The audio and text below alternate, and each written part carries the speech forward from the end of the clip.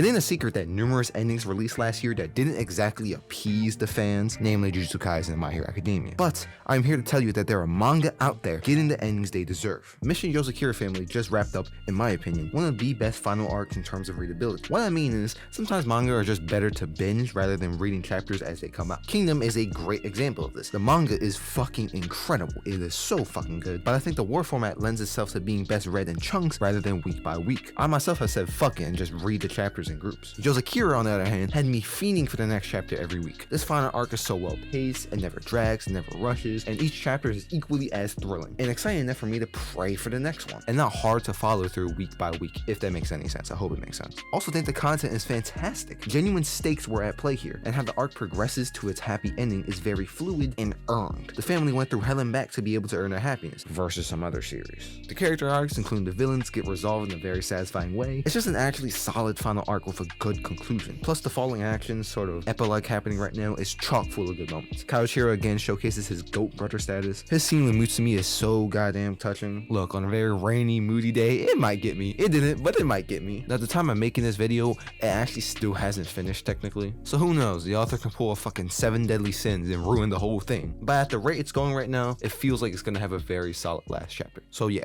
Undead Unluck is still one of the most underrated, overlooked, and downright disrespected manga of all time for me. It's fucking insane just how few flowers are ever given to this series. It's truly some of the most thrilling, exciting, and compelling material to come out of the shonen genre. The pacing of this final arc is a little bit wonky, just a little bit. I think it'll probably be better if I reread the whole manga, but the content is still absolute gold. The twist of the elusive heart, the last sacred spirit treasure never found in any loop, to be Fuko's literal heart is ingenious. It makes perfect sense, because of course it will be hard to find. The nature of unluck causes negator to be fragile, and for the treasure to be usually lost. Apocalypse's sacrifice was generally heartbreaking. Gina versus Change gave me so many goosebumps, as well as all the other battles. But what really cemented this ending arc for me was one line, delivered by Anu An, delivered with a burning passion that feels like the climax of the climax. This rule called love is one created by humanity.